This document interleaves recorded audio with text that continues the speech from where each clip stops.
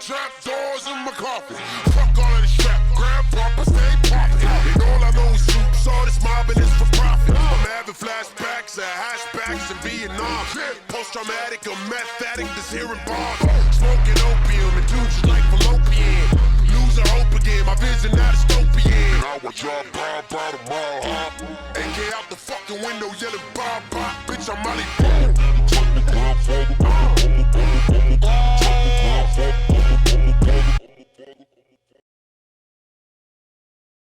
Alright, let's get it. Funny up, boys. It's funny time. It's funny time, bro. What's up, guys? It's funny time. What's up, guys? Welcome back to Large Lads, the singular largest show on the internet with your host, Humongous Maxwell, Giant Claw. Little pause there. I had to think of some synonym. And Pretty Big Sam. Hell yeah. We just slogged our way through like 20 minutes of mic issues because they all needed updates, but I think we're sorted. If the audio's fried, I'm going to post it anyway, but I prefer when it's not. The perfect Large Lad setup by Sam slogs his way through audio and me and Kristen scroll Instagram while tries to figure it out. Also, do not worry, friends. I will be getting Max a mic for his videos. He's welcome to use these ones, but obviously he's in his car a lot of the time. I'll be getting Max a mic for his videos for Christmas. So. I appreciate you guys showing support to the showing support despite the audio to the rat videos. The rat guy will not spend money on a mic. All right, so how's it going? How's it going there, gang? I had a great Saturday, bro. Yes. I've got a... Yeah, when you stood me and Kirsten up for board game night. Yeah. I had a project. I'm sure you had a great time. We were just sitting at this table like, gee, I wonder when Max is going to get home for board night. He never came. I got a project at work that I'm stoked on. My other session went awesome. I ate some fancy cheeses with my wife. Yep. And so when I got home at like 9, I was like, is it too late? And then you never responded. It was 10. Well, that's when I came and knocked. It was 10:30. Because Sam didn't read his text because you guys... It was actually midnight. I had him 1 a.m. from the slog at the paper mill that I work at. It's funny. I should have figured this out sooner, but like, man, you can never win, right? We switched to facing each other for the podcast, and we got a bunch of comments be like, I like when you guys face the camera more. And I was like, no, I thought this was an upgrade. We're staying doing this. I think the conversational episodes are better. I think the round, we gotta get a round table. That way it's like kind of both. One day we'll have money and we'll get like a nice setup for this. A multi-camera setup, Large Lads. Just cuts for no fucking reason from like one angle to another. I know you guys are really excited for my AG1 sponsorship. Dude, hell yeah. Dude, I'll read that script, bro. Absolutely. Do you want a shitty online therapist? We fucking got you, baby. Use the code LARGE. All right, I figured I would start with the fellas always love a lore building segment. Yep. I put it in the thumbnail of last week's episode, the Max holding the feminist manifesto. Oh, yeah. The Max is simp feminist meme. I figured we would give the lore behind this. Yep. Kirsten was crashing out, as she often does, over some shit. She's like, this fucking bitch. And Max has a very bad hat. She's like, fucking blonde women bitch. Funny. But also, I'm better now. I'm better now. Well, she's half now. Yeah, you're half blonde now. Yeah, exactly. But Kirsten was crashed out. And Max has a very distinct habit of always playing devil's advocate. So Max was just like, yeah, you know, like maybe from a different perspective it's this. And Kirsten like turns to me and is like, what is he, like some kind of simp? Is he some kind of male feminist bitch? What's your brother's deal? Is he gay or something? The conclusion was like, you're like, damn, those love blonde. Well, this was Yeah. was this like 5 years ago? So Yeah, this was like 5 years ago. Max must be really offended that I'm shitting on this blonde woman, and then I just was under the assumption that you just really liked blonde women for like 4 years. The only reason that could cross your mind why Max would defend this person. And so ever since the Max is a male feminist meme has been born, although... I'm pretty sure it was you being like this ugly hag was squatting high at the gym. And I was like, well, actually depending on like sport, you know, and then you were like, that's so weird. What do you like? You're simping for her? I had no idea, Max. That's just... I'm an ally. You are no ally because you had your feminist card revoked I did. by your girlfriend. Temporarily, I think. I want a temporary suspension. Exactly. Also, you know what I've been really enjoying? Apparently, several of my clients thought that me calling you El Bozo over and over in the coin catching challenge was very amusing. So I've had a bunch of guys, every time they miss a set, calling themselves El Bozo in their spreadsheets. I've been enjoying that. What have they been calling? They've been calling Dr. Mike Bubbatron. Have you seen that? Yes. Oh, you love Bubbatron. I forgot that. That's so funny. There was one of him like doing sissy squats, and they're like, "Put a shirt on, Bubbatron." Kirsten's clients are, on average, more whimsical than mine. They always leave funny stuff in the sheets for the notes. But when that's the selection bias. Instead, people hire Kirsten for whimsy maxing. Exactly. I just get a bunch of like, now it's good. It's added some variety, but I get like El Bozo overshoot, El Bozo undershoot all the time in my spreadsheets. I've been enjoying that. I think that's pretty funny. You know what I love? What do you love? I love a darn accidentally misloaded the weight. I'm not gonna say who. This is a couple of you guys are gonna be like, oh shit, he's on to me. Oh my god, a couple of my guys. Dude, come on, just tell me you felt like doing 275. It's also so funny. I've done this before, right? Yeah. It's also there's a real percent margin to it, right? Yeah. 300 is not almost 315. That's That's a massive You jump. misload, yeah, okay. Man, it's crazy. You always misload to a cooler number. Isn't that interesting? I misread it. Just tell me you did that. I just asked him, like, yo, is it a big deal if I just Yeah, load you're the cooler very number? you're very diligent about always asking, like, yo, can I just round, right?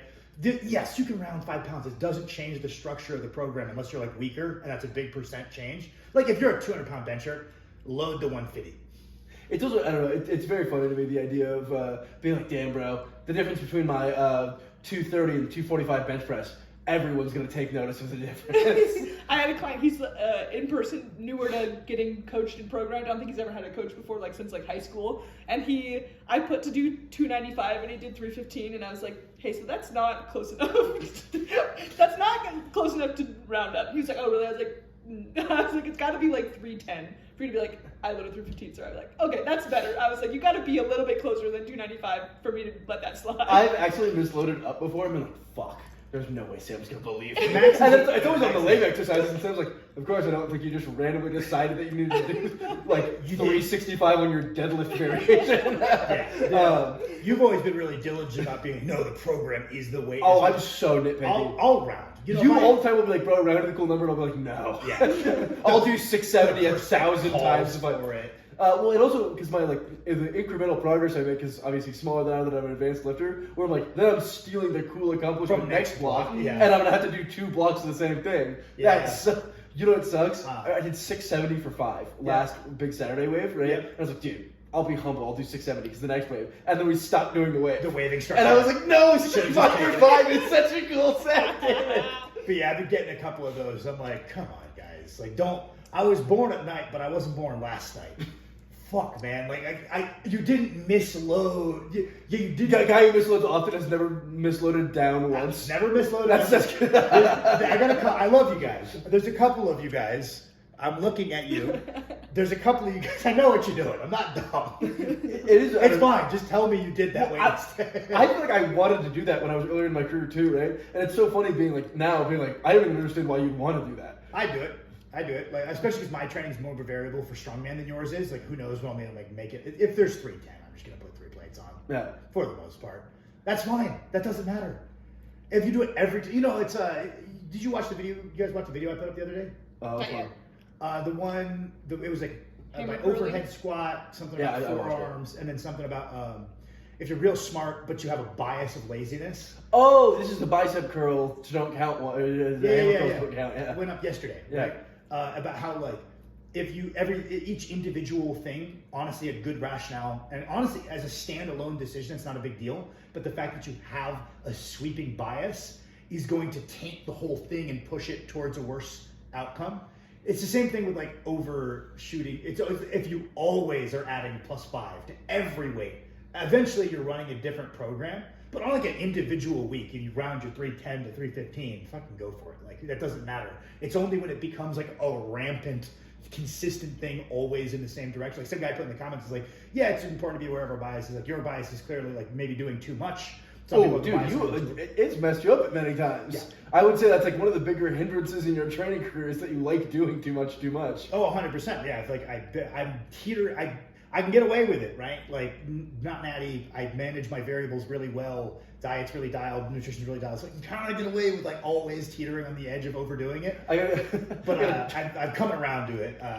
To take it a little bit more deloads. So we covered like you seem to get sick a lot, bro. Like I think oh, he was nice. I asked him. He's a regular. Don't insult him. No, I wasn't going to insult him. I was like, it's so funny because that's just like you just are always pushing as much volume as you possibly can. I've never seen someone try 2-a-days more than you. I've attempted rigorous 2-a-days so many times. Who's like, bro? What if I do lower and upper in the same day, 6 hours apart? What if I can train 20 times a week? You think that? I'm making 20 times the progress. My day is 4 hours. I have 40 days in the week. I do keep trying like B sessions. And, yeah, basically that was what he said. He said he used to do endurance sports and he kind of had the same thing going on where he was always redlining it and then would just get sick all the time. And it's like you'll get a better result if you manage your fatigue. Like we've been having you do a half-week deload every 4th week, and that's been really. Oh, dude, so annoying. It worked great. Yeah. I definitely was overtrained, got sick, was a little bit burnt on like everything in my life.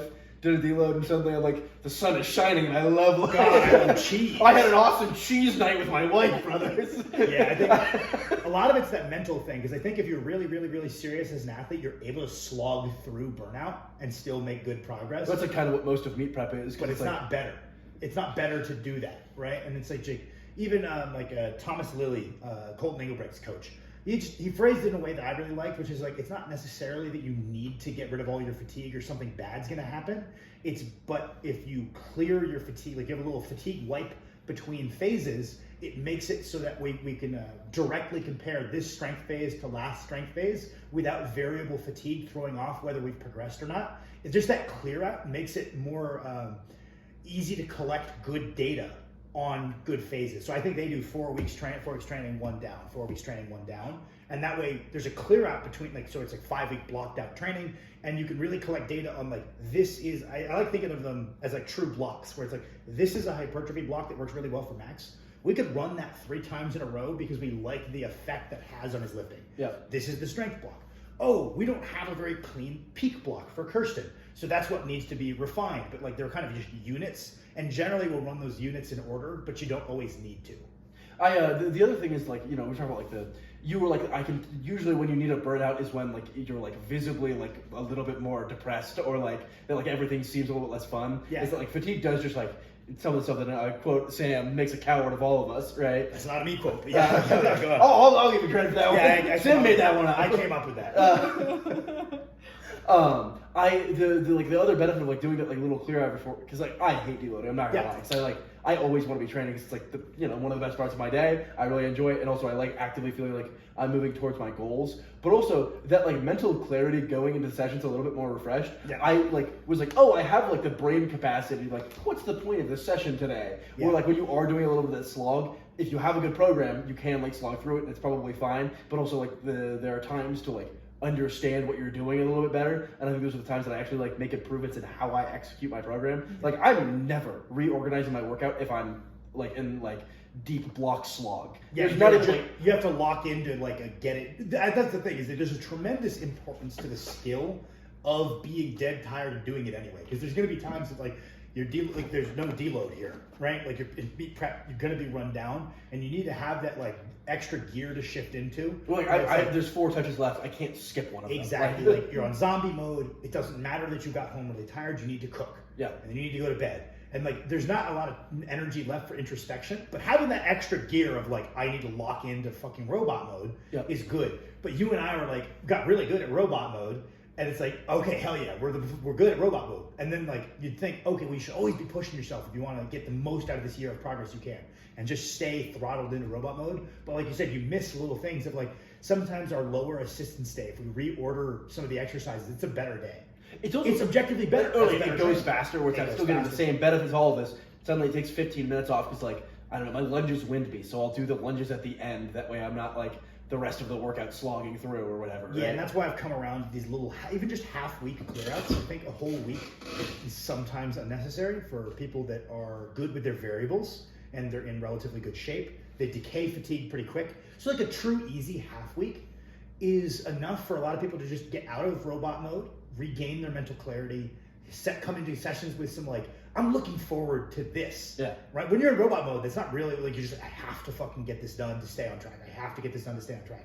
Right? You can kind of just, I almost think of those little clear outs as more important for the mind than the body. Because we've kind of confirmed you can get away with it, right? Like if you really do cross your T's, dot your I's. Of course, we are relatively young. That might change. But I've had some clients who are in their late 30s and they can get away with it. Like Adam could run blocks over and over without the deload. It would just require him to be locked into pushing himself for the final 4 weeks every time. But it's like you don't need to do that. And it's also like, I don't think he would get hurt. I think if we really keep things smart with our load selection and everything and our auto regulation, it's not always from a physical perspective. I think it's more from that mental perspective of just clear out every 4 to 5 weeks. And I like using a half week for that a lot. It is also very funny because I think that's a good point in terms of like the way I hear people talk about deloads is so arbitrary. Of like it is 7 days of doing nothing or like you coming in and doing It's the extremely. same thing with deloading before a meet, right? There was just a lot of like, this is how we do it. And a lot of the this is how we do it was left over from equipped super heavyweight guys with like, it needs to be like 2 weeks of nothing. And it's like, take an average lightweight woman and give them 2 weeks of nothing and they'll lose like 10% off. Was it? Yeah, like lately won 4 days. like Less, you could, right? Like we'll have some athletes that, like obviously Sean Noriega was like, these are arbitrary. He was kind of like a big voice for like, I've got guys benching the day before the meet because usually their second day of benching in a row, they're stronger. We've seen that in training over and over. So why would we make that a second day in a row of training? Do a light day on Friday, right? Like, not to say that's what most people, that's not what me and Kirsten have anyone do, but like, truly you could be flexible with these things. You don't have to go with the whole, like, the old school one was like, you should be out of the gym for a week. I think that's shit.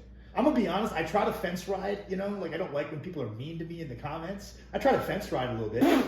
Not going to the gym for a week unless you just like desperately need, like if you're like, I need to rest my mind. It's the only way to get in the right mindset. Maybe, but work on that. Like move around, do some cardio. Like it's the same thing as like the lie down on your rest day exclusively thing, where it's like I think bad you're in like shit even folks. the like most bottom rung of shape. You can like doing something potentiates recovery. move Like, around. Yeah, that's funny because the Sika guys advocate for that, and like I agree with most of their stuff.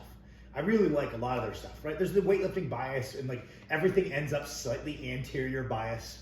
And there's like this aesthetic quality where they're like, they teach a deadlift that's a little bit more extended. And then I'm of the belief that I'm like, okay, most of the top conventional deadlifts are not done from an ascended thoracic. It's done from around the thoracic.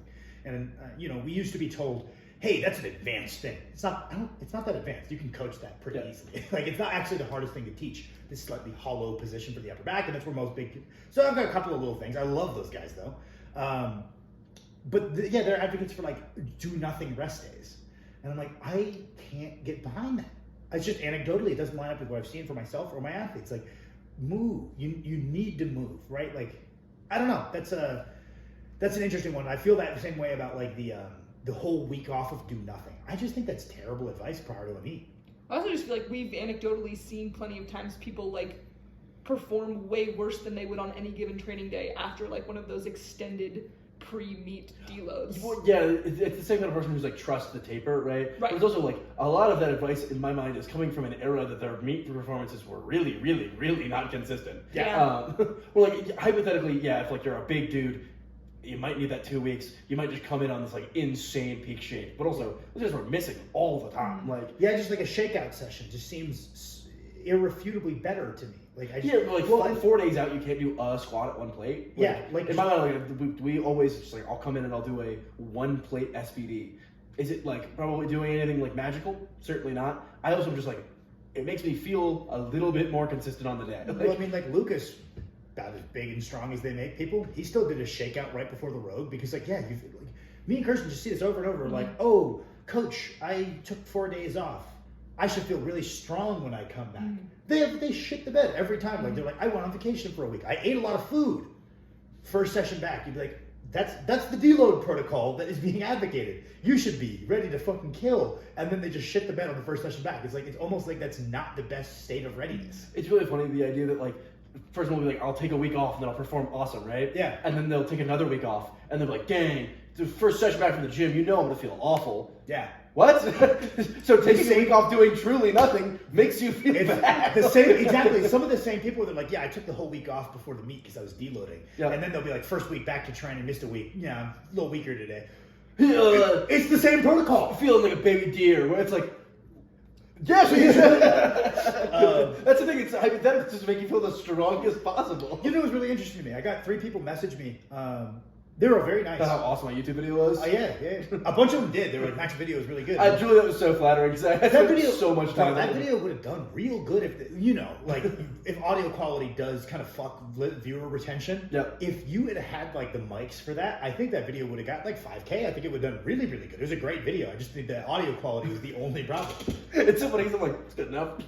Come on, guys. And then, which is so funny because you said this morning or the other day you opened a Marcellus video and you're like, I can't listen to this shit. I was just like, fuck, dude. I don't even know what you're saying. Damn it. A couple people messaged me being like, yeah, I don't think that maxing out your overhead squat's much of a deload. And it's like, but they were being very nice. They were asking, and they're like, oh, you're an advanced lifter. Like, how is that a deload if you're working to maximum?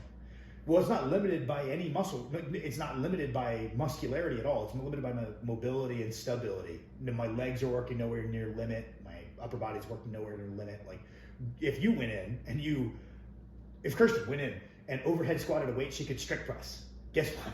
She's gonna have plenty of energy, right? And I just think about it like 100 pounds below that. I think people just have this idea. I wanted to sneak this in here, and we're gonna hopefully talk about stuff more fun. I'm gonna give the mic to Kirsten, but I wanted to include this because I thought people would get value from it. Like, people have this idea that deloading is this really like exact thing, and I think I can help people with their deloads. Generally, we train, we come in, we're not always feeling like fresh. Maybe we're at 80% of our how much energy we could have for a day, and we run that battery down to 20%, and then we leave. Right? Like, that's how much energy we have left. All a deload is leaving the gym with more energy than you usually do. So that top end comes back up to towards 100, right? Like, as long as you're leaving with about half your gas and you're leaving feeling like I could easily do more. You will decay fatigue if you're just leaving early. I've been trying to tell my athletes, I'm like, if you want to do some assistance, as long as you leave I could do so much more. As long as you feel like that, like some guys, they train battery down to 0. And then rest, and then battery down to 0. And I think on average that gets outperformed by battery down to 20 and bounce because it lets you train more often. I think it's a better way for strength and bodybuilding training rather than just leave the gym in a state of crazy exhaustion every time. It's fun, it's cool, but I think it's not the best way to get the best results. In my mind, I'm like, there should be a fluctuation depending on your session. Where my Wednesday, I'm leaving at 45%. It's like my deload was not that much different from my normal session. Yeah. And then my Saturday. Fuck, I'm leaving bad. Exactly. Some people try to would go on Wednesday and drain the battery. Yeah, every single time. A session means I have to leave dead tired. It's like, that's cool and it's hardworking and it does build up mental resilience. You also get pretty good, and then you'll get pretty good. Yes, 100%. Yeah, that was the note I was gonna say. Is that it's such a shame that doing the be more, do more is such a good mentality up to a certain point. Yeah. And it's where it's it's a feedback loop of just being I'm the hardest worker in the room, and it's you probably will be the best guy at your gym. Yeah, if you just are the hardest worker at your gym, you'll probably also be the best guy at your gym unless you've got some good athletes at your gym, right? Yeah. It's just interesting. People are like, but you work to maximum. How could that be a deload? I more look at the total workload of the session because that's kind of what informs fatigue more so than anything for me is total workload. That session was maybe a quarter of what I would normally do on a Monday. Mm-hmm. I'm leaving with a lot. I hit 3 misses, but it was just because I couldn't balance it very well because I'm not very flexible. Yep. Right. But I thought that was interesting that people's just knee jerk was like, is it really a deload? I'm like, yeah, absolutely. If it's I could work up to maximum on double overhand deadlifts. I'm being limited by my grip. That's not exhausting. The volume's very low. I worked to maximum and I even failed a lift, which that's the most fatiguing thing you could do is fail a lift. That's still a deload. It's more fun. That's kind of one of the big things I took from Alec. Is these self-limiting variations, just making deloads something that you could look forward to. You're like, if I told you, Max, we don't really take your big Saturday as a down week ever right now, but let's just say we were a year from now, we're even a little stronger, we need to manage fatigue, we need to take every way stronger. Way stronger. if I was just like, yeah, Max, at the end of every hypertrophy phase, we just have you hit a max double overhand deadlift. You'd be like, I am actually kind of curious, right? Like, it would just be like enough. Well, I think the other part to get you to prep for the session. That's exactly what I was going to say. It's a huge incentive because this is, I think, the biggest, take it away, Max. Biggest deload mistake is being like, oh, it's my week off. Yeah, it's still a week on. The goal is the week is on recovering. You can absolutely cuck the deload effect. I have straight up wasted multiple deloads, which I was like, cool. And then I stay up late. I eat like, I don't know, 3/4 of the meals I'm supposed to, and then I come out like, I feel about as shitty as how I started. Yeah. And I'm like, oh, that like super wasn't the point of that. Yeah, it sucks because it's hard to, like, that's part of why I like these self-limiting variations, because it gives you something that you're like, I really want to get that new double overhead PR. Right? You were just like, yo, go max your overhead press. Because like, grand scheme of things, actual loading isn't too bad. We know that like it's not much total weight. If I do it in the middle of the week, it's just like maybe I will fatigue and then it goes right back down. Exactly. That in my mind is enough to be like, all right, I need to be pretty dialed in this week so I can hit my fat overhead press. Exactly. Because like, if you want the deload to decay the fatigue like it's supposed to, you need to prep for the sessions as though you're doing something serious. If you then just let your recovery variables fall to what you could get away with, like you said, you're going to stay kind of flat and feel vaguely like, I guess I feel like slightly better after that entire week of easy training.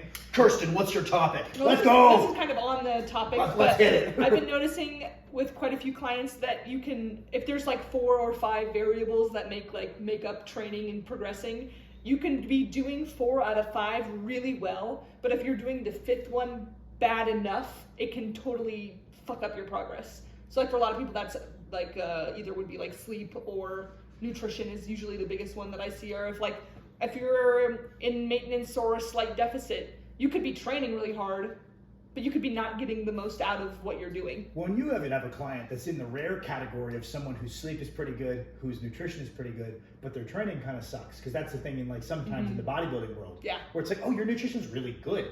Get really dialed, have been doing bodybuilding for a while. It's like complete lifestyle, but just their understanding of training came from whoever their bodybuilding coach was, which was just, time under tension, weight doesn't matter. So then you're like, man, how much more could you have gotten out of however many years you did with this coach, with just being so disciplined to be on diet and do cardio, if somebody told you put more weight on the bar if it's easy. It's not just time under tension with whatever random way you choose. Yeah, I don't know. I think that's a really good one. It's like you can be batting it out of the park with 4 out of 5 things. I've seen a lot with guys that just are young guys that undereat, or their eating is too up down. Right. Cucks. They're like, oh, I ate a lot this weekend, but I don't have food during the work week until after I train. Like, you never see a good session. Someone comes in, they're like, I didn't eat all day. They're never like, but I still had a great session. It's like, man, I hit like half the reps I should have. And it's like, yeah, that really, really, really, really sucks and is bad for training momentum. It feels like the essence of the old question that we used to get on the channel all the time of like, which one is the most important one, right? It's what I've joked about. Like, it was like, what the fuck? I love that people have stopped asking that because we constantly bitch we about brought it up as like, this is bad. Dumb fuck question. Dumb fuck question. Realistically, right? Like, I get the essence, right? Yeah. All the time I'll be like, is it worth it for me to get this extra 30 minutes of sleep, or is it worth it for me to like meal prep and be 100% on diet tomorrow, right? So like, in that essence, I totally get what they're saying, right? But it is just such a funny shame, the idea of being like, so like, which is the one that if I do a horrible job at, it's okay. fine. Well, it's funny because it's like, I think a lot of them no, just do a 75% job on all of them. Or even 50 or 25, whatever you have to give. Exactly. Split it across everything. Exactly. Like an even split of how good of a job you're doing will win, right? Because it's like, let's just say we said pretend there's 5 things: form, training intensity, nutrition, sleep, diet. Maybe that's 5. Nutrition and diet. Shit. The 3 pillars of training: hydration, training, program, lifting. I said hydration, right? Rather than just like, I can imagine if someone's hydration was, I've seen it actually with my clients. If someone's hydration is far enough off, they're like, Coach, my diet's good, my form's good, my effort's good. What the fuck is going on? Do I have shit genetics? And I'm like, do you drink water? And they're like, not really. And I'm like, and then I put them onto the drinking water and then having a vague idea of electrolytes. Leo, big boy, big strong guy. He's like, man, I just wonder if my durability shit. Turns out he was not he just wasn't like a hydration brained enough. And like, it's been this thing that's been like, he's like, oh, I feel so much fucking stronger. This is crazy. Just making sure your hydration. And so it's like, Just do whatever you're at, like Kirsten said, split your efforts evenly. If you can do like 50% of the best possible on all 5, you'll tick forward really well. But like Kirsten's had clients where it's like they're doing 4 really well, and it's just like their eating is so up and down. It's like it doesn't need to be even good. Just eat consistent. Don't have random sessions where you didn't eat all day and then you have a shit session and then, oh, I fueled well and I had a good one. Like, just make it consistently okay. Yeah, I think one of the most injury-prone people that we know, it's like probably gets enough calories in, trains relatively hard, just doesn't drink water, and it's like, this isn't like you didn't get bamboozled on genetics on this one. Yeah. I just know the fact that you like works a very strenuous job, is working all the time, is super stressed, feels he doesn't have time to drink water. But like you prep a protein shake and then won't drink water before your session. Bring the gallon, be the dork with the gallon. Right? Actually, I don't think that's actually dorky. I think that's cool. Everybody makes fun of the gallon guys. Yeah, but I feel like I feel love like that I'm people showing make you- fun of you for being the gallon guy, but they're like, he's like cares so much about the gym, that's lame. I think that's cool. I definitely get a little impressed at work a little bit every once Yeah, in a they're while. all lame and losers, and you're cool. That's when you give them a fucking swirly. Swirly them in your gallon. Gallon guy is a cool thing to be. I don't know. Oh, wow, you play sports. Oh, I got you. Just someone like, how many of those go through a day? Waterboard. R.I.P. Dick Cheney. Waterboarding. I don't know. I remember in college, people would bully the fucking gallon guys. They're all just the baseball guys and the football guys. They should be hydrated. They're gonna pull their hamstring, and they're like, yeah, but they're using like just a gallon jug. And like, there was a girl in my class who was like, it's performative. It's the biggest cheap water container. Sorry, I don't have a fucking Stanley Cup, bitch. What the fuck? That's so funny. It is very funny that like me getting teased for eating my Tupperware in high school too. Right? Yeah. 100% my fault. I discovered that I love like sweet chili sauce in high school, and in class I would have my like half chicken and half just this soup of chili sauce, and I would just eat this shit. And like I remember being like, everyone looked down on me because I'm actually about to grind, and then everyone was It like, just reeks of bro, chili sauce. you bust that open and everyone in the room can smell this shit. Not everyone wants to like be like 2 p.m. in a hot room with a guy eating a bunch of fucking chili sauce. I really had no concept of that I was being kind of an asshole because I was like, damn. They hate to see me on the fucking grind. That's why you look like that with me with a pot belly. You ate so much of that shit, you like hated it for like a long time. I burned right? myself on it for multiple years. Yeah, I did that with one time at Sterling's house. They had a bunch of Builder bars or something, and I was like, how many can I have? And his mom was like, yeah, you can have as many as you want. We're rich.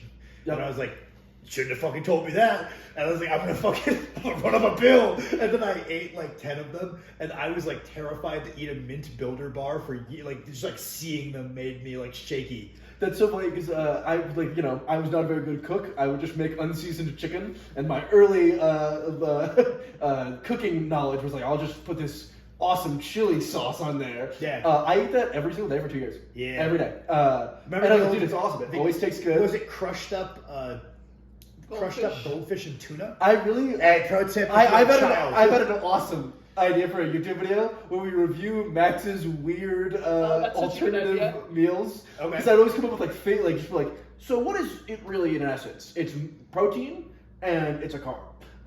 So one of my classic ones was I would get a bunch of goldfish, I'd put a can of tuna in there, and I'd mix it up, and I'd eat that as post-workout for a long Dr. time. Mike 1 week out and be like, Dude, my meals are better! bro, it's just Gatorade and fucking protein powder. Bro, at the time, like, I'm having a fucking Pop-Tart and a fucking tuna and fucking goldfish. I'm still like, that's not a bad meal.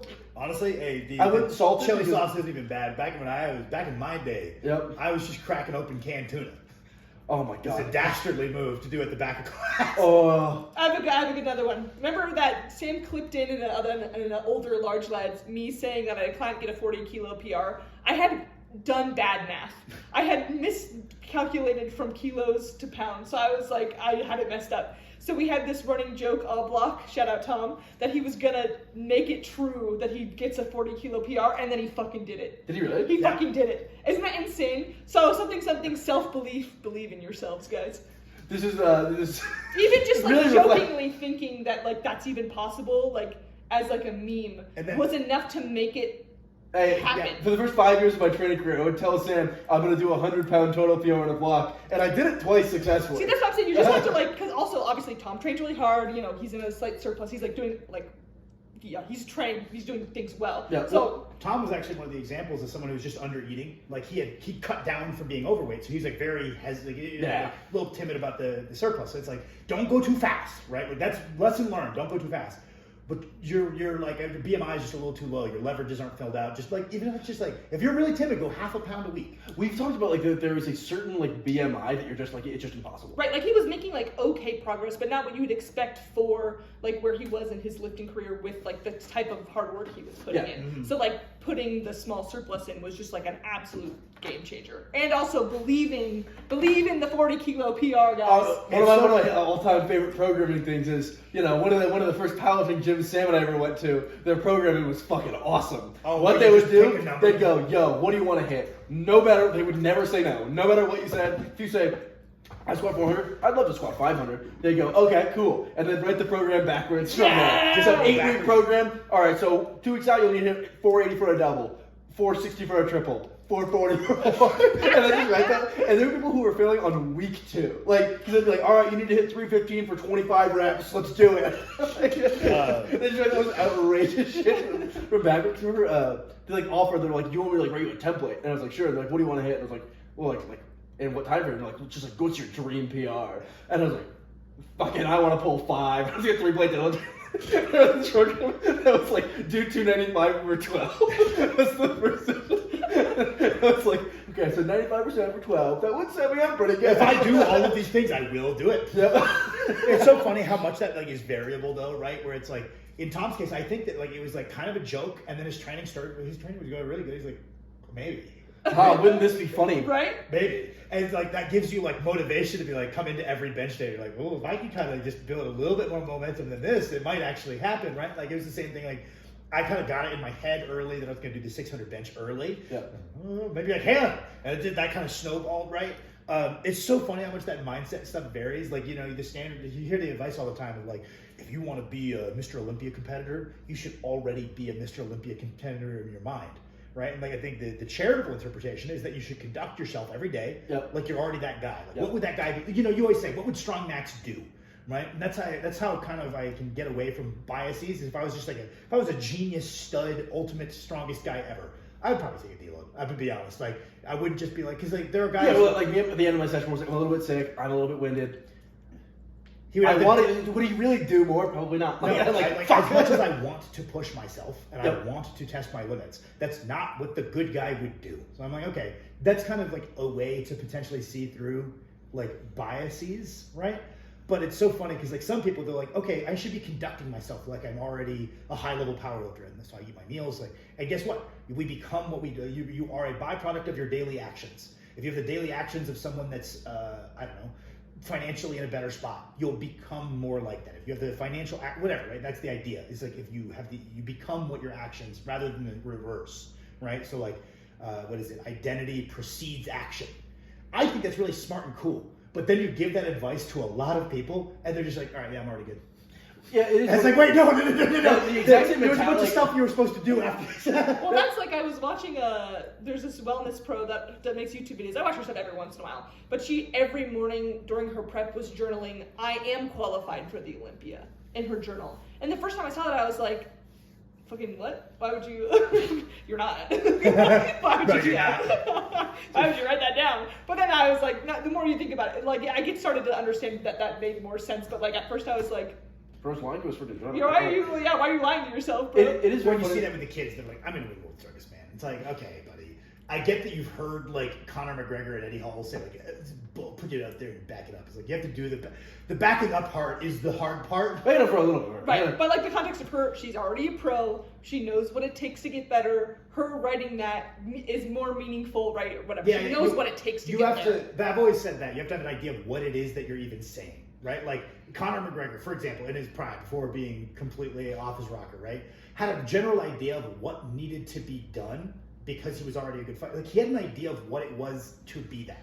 A lot of people don't even know what it is to be it's fun. Like a lot of guys don't even know what it is to be an advanced lifter. Well, Like, 'cause they're the same guys. what does training look like for a 700-pound sweater? You have no idea. That Like, even like those same people are like, you expect me to like have meals all the time? That's very unreasonable, right? Or like you expect me to like occasionally miss out. Same guy shot calling WSL. I know. Like, you expect me to like not go drinking with my friends on the weekend?